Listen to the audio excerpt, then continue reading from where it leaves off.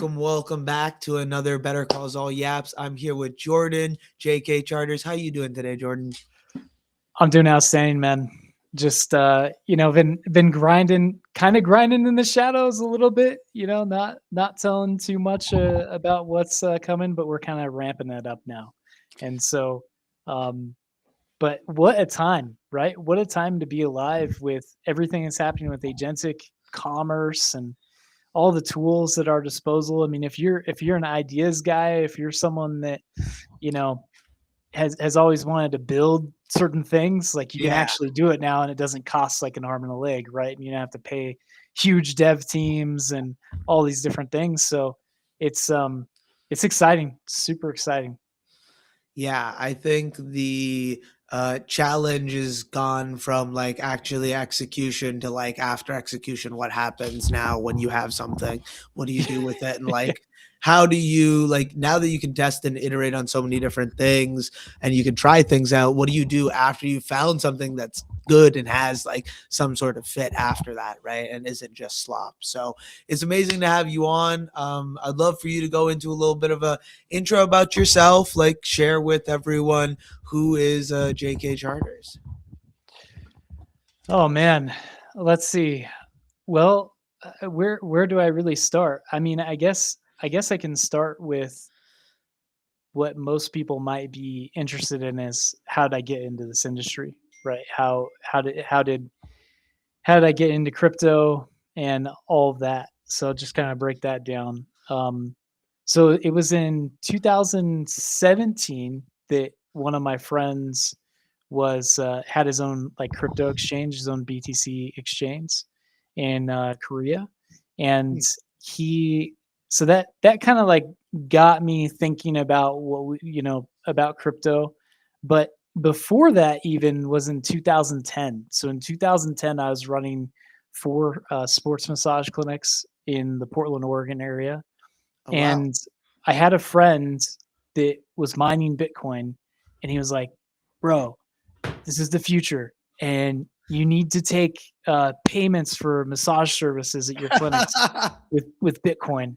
And I almost did it. But the thing is the way that the rails for getting on chain and all that, like it wasn't super smooth back then. Right. 100%, yeah. And so I looked into it and I was like, I don't know.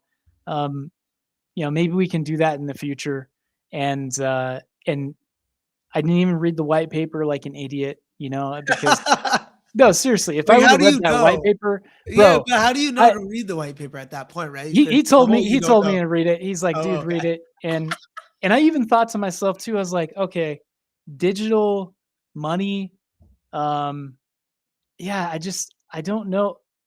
Like I've been a gamer all my life and I love gaming and I understand like, digital economies and, digital currencies and things. But like what happens if, you get an EMP attack, right? What happens if, this or that? So, I was kind of like gaming out scenarios of why Bitcoin wouldn't work. Yeah. And not thinking about why it would work. And so it wasn't until later that, I really started looking at it. And then like in 2017, a little bit here and there, didn't really dip into it much. And then it was in 2019 that I was talking with, I was in Ukraine at the time. So I was one of the rehabilitation advisors for Ukrainian military. And they have a big tech sector there, lots of guys that love crypto. And so I was talking with them about it and they're like, dude, like you got to get into crypto. You got to get into looking at this stuff. I was already thinking of a product because I've always been an entrepreneur. And so I was thinking of this way that we can like fund nonprofits by using like crowdsourced digital assets for video games. And when we were looking at ownership in games, the blockchain kept coming up over and over and over and over again. And so I started working with the Wax blockchain. I started working with, other infrastructures. So that was in 2019. And then in 2020, I actually got some Dogecoin, like very little amount, not very much. And and I should have actually like mined it, but I didn't. And yeah, that like hundred and something dollars worth of Dogecoin, I mean, it turned into, thousands and thousands of dollars later, when Doge started going. And that's when it really piqued my interest. That's when I was like, okay, um, like maybe I need I to get made into some this money more now I deep. need to Yeah. dive deeper into Yeah. it, right? Yeah. And so where I really, really cut my teeth in this industry at first was on wax. And I made I made good money just flipping NFTs. I was flipping gaming NFTs on Alien Worlds. Do you know what I've Alien never Worlds heard is? of it, no. So it's just a mining game. It's a game where you get different NFTs, you get mining equipment, you mine every so often. You can Huh. mine. So it depends on your rig. Like you could be mining every 5 minutes, could be mining every 10 minutes. You actually have to click it, right? You actually have to click it. So there were times where when I was doing that, I mean, it was kind of crazy because I had like timers set up. So I would Go wake up at on like at 1 or 2 in the morning just to that. click it. Yeah, Yeah, just go click back the to sleep. button so that I could see if I was gonna mine, a new item and sometimes that one click was worth like 30 or $40 or $50. So I was like, hey, Yeah, that it's worth waking up in the middle of the yeah, night it's for worth it for me. It's worth it for me. Yeah.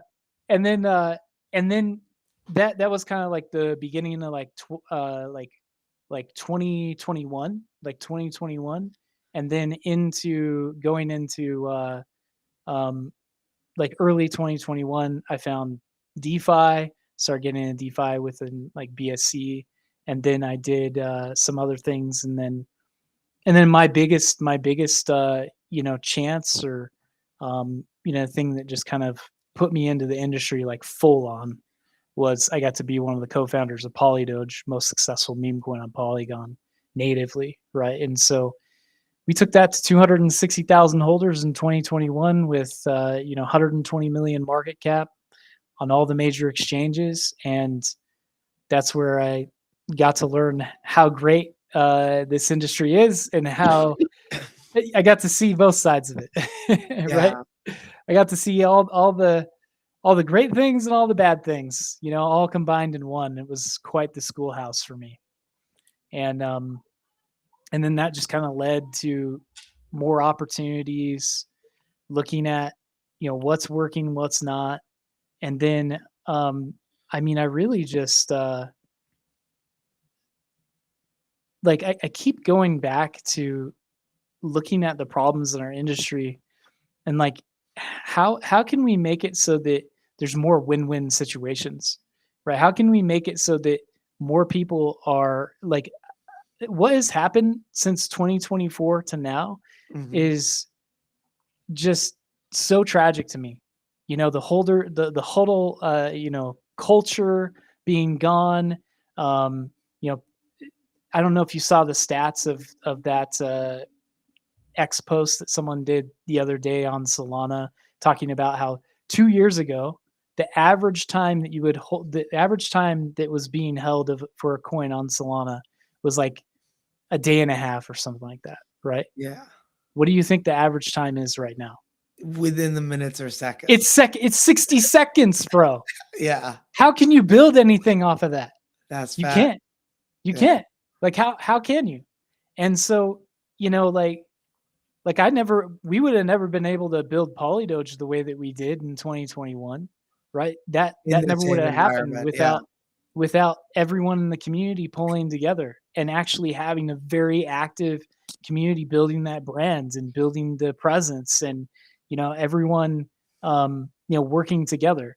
Now, not everybody, I'm not naive, right? Not everybody was working together. When we got to 120 mil, I mean, you had some of the people you thought that were like the biggest champions of the coin that just dumped on us, just horrendously dumped on us. And that was a big wake up call for me because um, you know I, I'm definitely the eternal optimist, you could say. And so um, yeah, It I broke your mean, worldview at that point of something, right? yeah, Like, you were like, yeah, "Okay, like, I could yeah. I I feel it." mean, Yeah. I really felt that everybody that we were working with, we all had that integrity. We all, like made that agreement together. Hey, once we get to certain points, we're only taking out a certain amount because we want to get to higher valuations. And nah, nah, that did not happen. Yeah, and that's I'm sure learning that, like, that experience probably taught you so much about how you've then continued to build in the space from that, right? Like, the, Mhm. like, kinda trust but verify kinda aspect of blockchain. I'm sure that's like even more appealing to you, kind of after seeing all that. I'm curious, like, what you think of, like, okay, you said you can't build like you guys did build in that environment in 2021. Now, I'm curious what your thoughts are of like how a project can be successful in this like time, you know. So so this is something that we've actually been thinking about a ton right now at Rift, and especially with how everything is moving agentic. Basically, if you have a Claude, coding subscription, like the $200 subscription, you basically build most anything that you would want.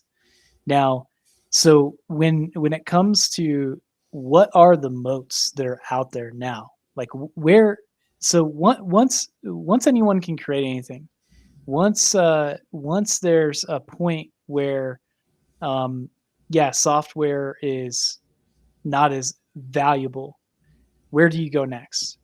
And where you go next is, community curation, right?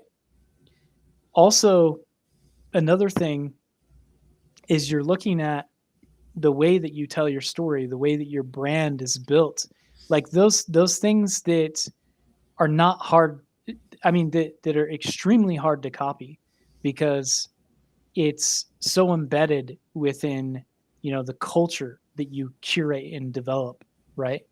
And then the other thing, so this is one thing that we've seen and we think is really exciting, is that with agents, right?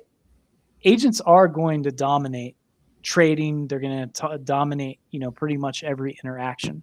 You'll have a human behind the agent that is doing all kinds of different interactions and trading and every type of thing that they could possibly do on chain, right, or off chain.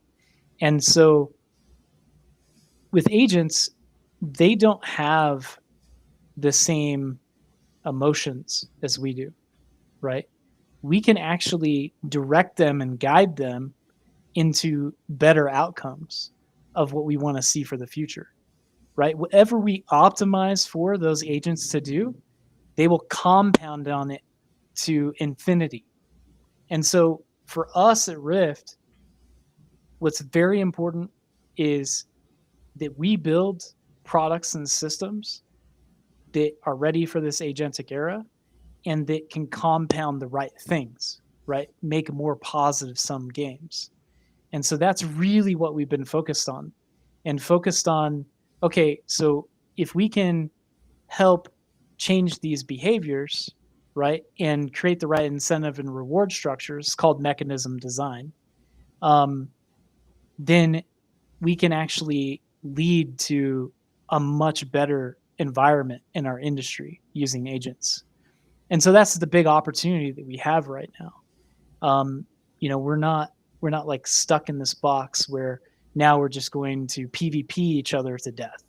And and I'm telling you, if you incentivize your agents to just do that, that's what's going to end up happening right in the market. They're just going to PvP each other to death, PvP all these different, you know, think about the 60-second hold, it'll be even less than that, right? Because of the amount that they'll be moving across. The But speed at which you can make a transaction yeah, the speed at which you can make a transaction, the speed at which you can matches. extract, the Yeah. speed at which you can, collude around many different agents, across Yeah. something. And so that that we we we want to build a completely different model away from that, right? And so kind of like our, I guess some people call it our top secret, or our um it's like our next big build, our flagship build, the build that we've been building behind the scenes and getting ready to release. Um, that that's what a lot of those different mechanics are about. It's about making sure the agents have special parameters. They're incentivized and rewarded to do positive sum outcomes. Anyone can engage with it. Anyone can participate, and then because you're participating, you actually get rewarded for doing so. And it actually kind of it's kind of breaking these boundaries or barriers away from these areas in DeFi that most people are not aware already that exist or even have access to. Usually most of your big players, they know all this stuff and they know what's happening behind the scenes when it comes to the movement of liquidity, arbitrage, different things like that. And so we're going to be democratizing a lot of those different systems.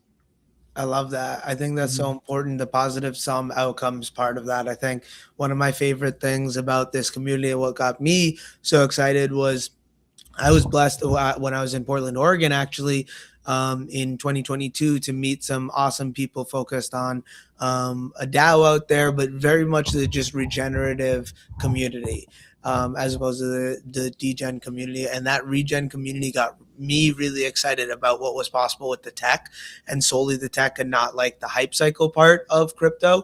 And I think a lot of people get excited about the hype cycle, but I was blessed, and a lot of regens, like now regens, like got into it for some reason or another because of a hype cycle in one way or another.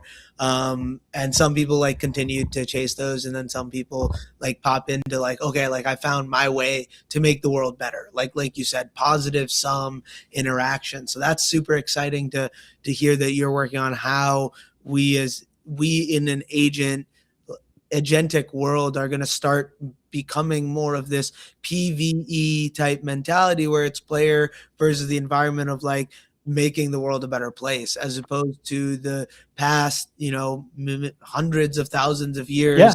That's always been PvP, right? There is a way. One of the things I've seen from like the Web3 space, and I'm curious like your take on this part of it, because this is Hmm. my favorite, is the fact that if my country, whatever it is, starts to go to war with another country, but we have teammates over there and consumers and builders, right, in all of these different places, I'm way more incentivized for us to all think cooperatively, right? And I think language barriers are being broken, as well as international money barriers being broken, and Hmm. all of these kind of combining with the internet and an agentic internet. I think there's a crazy, powerful opportunity to do something that's never been able to be possible at any time in history because of many gaps being brought down in like you said, democratizing Hmm. everyone's opportunity. So I would love to know like where you see that international like community making that much of a difference.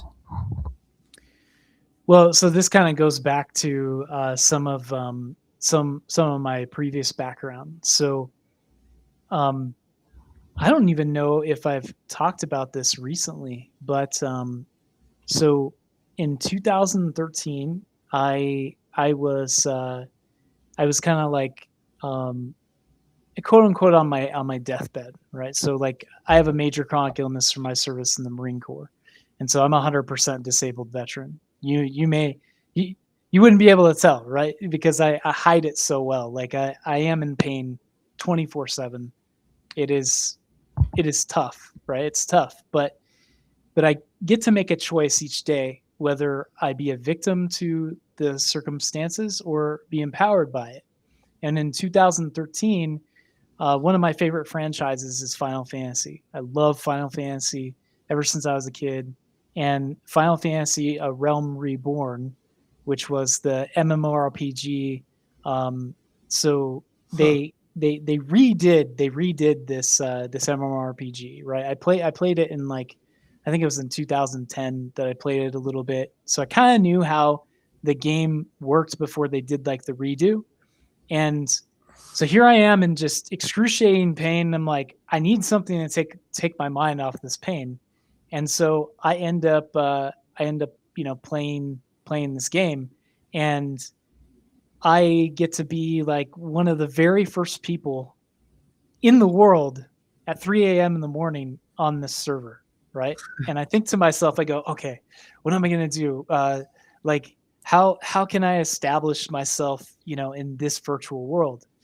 And so I decide, okay, I'm gonna be the server first top level miner, because I knew from the previous game that if you were able to like get resources, you could really kind of work your way, like being able to craft different things and all that, right? And um and so I start just mining virtually with this pickaxe all day. It's like 13, 14, 15 hours a day I'm just doing this, right? And people, and there's and there's a lot of people playing this game. There's hundreds of thousands of people around the world that are playing this game, and I'm just going around just hitting all these different mining nodes. And so I'm working on it. I'm working on getting up there. And eventually I get to the point where I'm the highest level, right, of miner, and all the crafters, they're trying to come up, at the same time as the servers.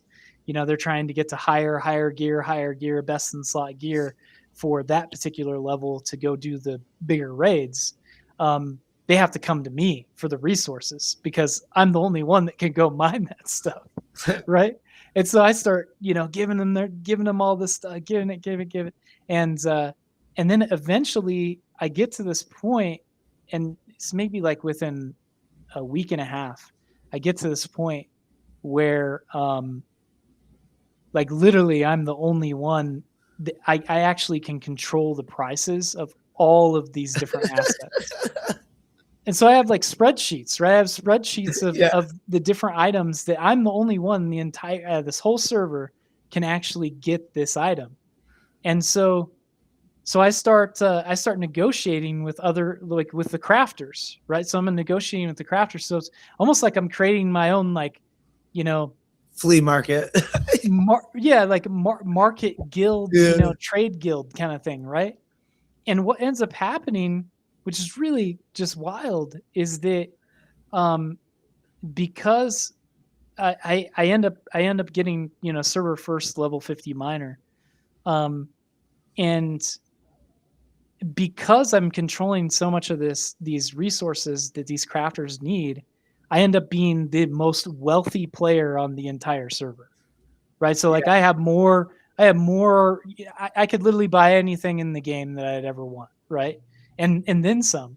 And so what I decide to do is, since I have these relationships with all these different crafters and artisans and other people that are in these different skills, I create a guild, and we call it the Order of Dew. Why do we call it the Order of Dew? Well, we call it the Order of Dew because there was this guy that was trying to beat me to level 50 miner, and we thought he was a bot because it was like 24/7.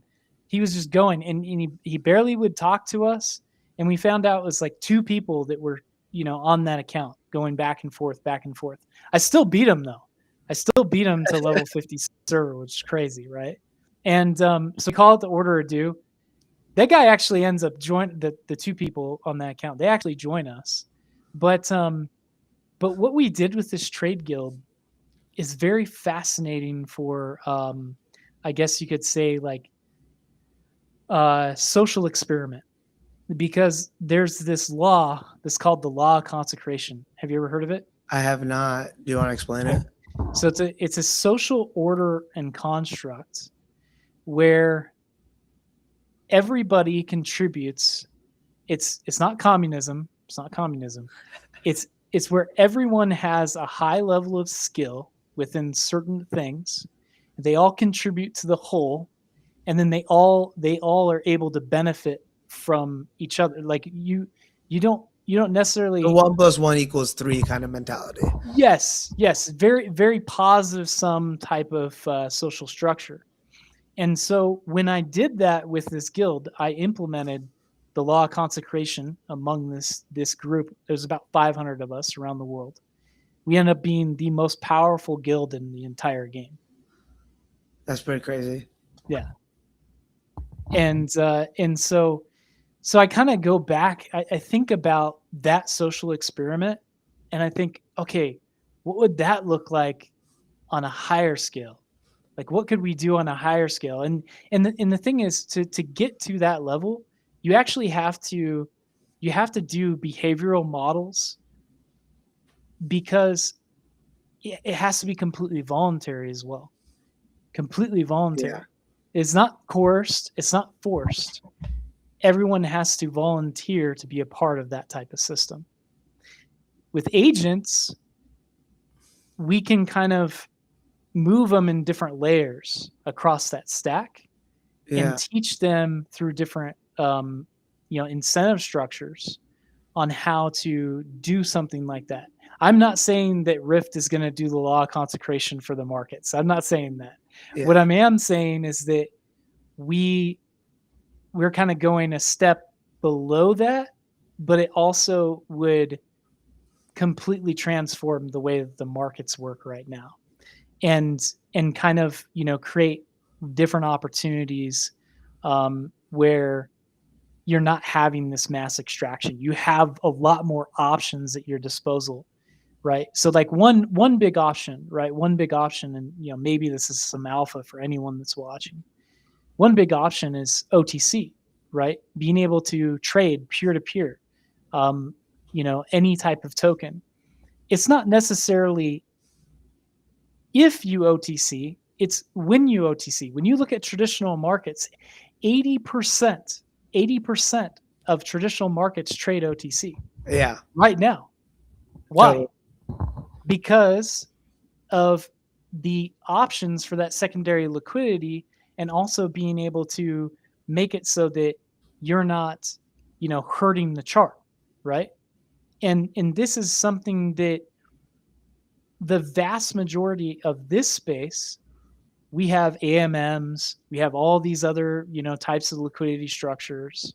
We have some people, getting innovative with other types of liquidity structures, within LPs, and, single side stake, and, all these things. But there are major benefits on having different tooling and being able to do that peer to peer liquidity exchange. And so that's just one mechanism that makes these types of systems that I'm talking about work, because then you can do it where it's no slippage, no price impact. Um, you know, it can be completely private, even, right? So, no one knows that you actually were the one that traded that asset. And so you have this dynamic flow across, different assets in the space. Right now, the way that it looks is that most of OTC, you have to have, maybe $50,000 a trade, like on a major OTC desk. There's not very many options for the regular, Yeah. person that is actually probably going to get hurt more than someone that already has a lot of liquidity, and all the other, has access to all these other options, right? So that's just one piece of the puzzle that we're thinking about when it comes to how do you create more positive sum games within the market. And that's another thing. Like, so with Ryft over the last 2 years, we built products. We have our Drift, platform, where you can create hybrid NFTs off of any token on Base, ETH, BSC, Polygon. Um, the thing is that for those types of markets, or those types of tools, to have the right amount in demand, so that they're even more valuable tools.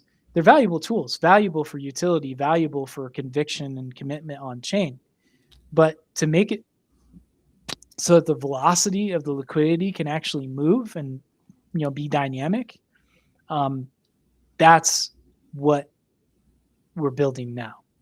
We're actually building the foundation that makes it so that all the other products that we've developed so far make sense, because you all have the demand, you have the liquidity, you have a ton of willing participants.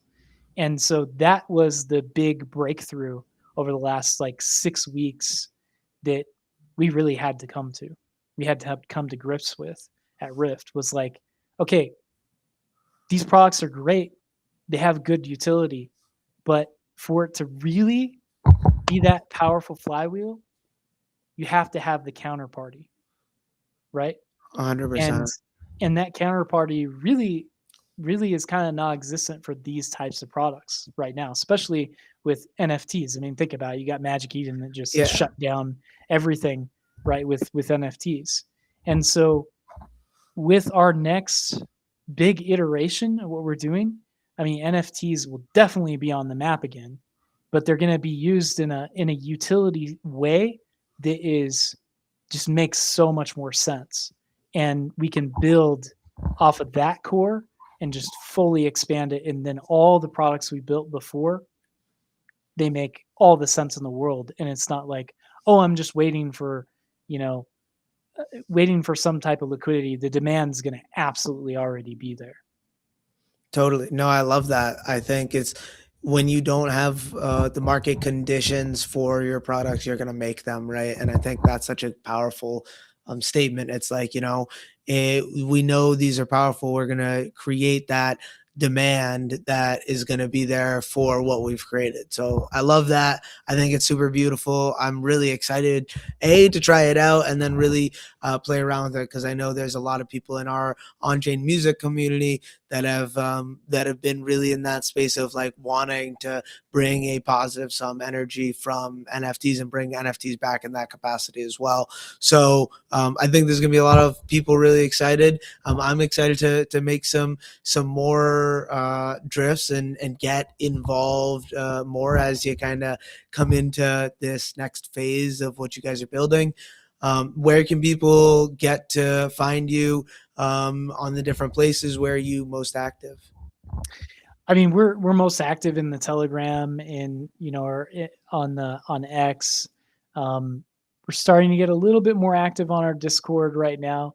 We're really ramping up for the big reveal, right? So we're putting all of those different pieces together for what is coming with this. I guess what we're calling internally the flagship product, right? The flagship project product that kind of just drives everything forward.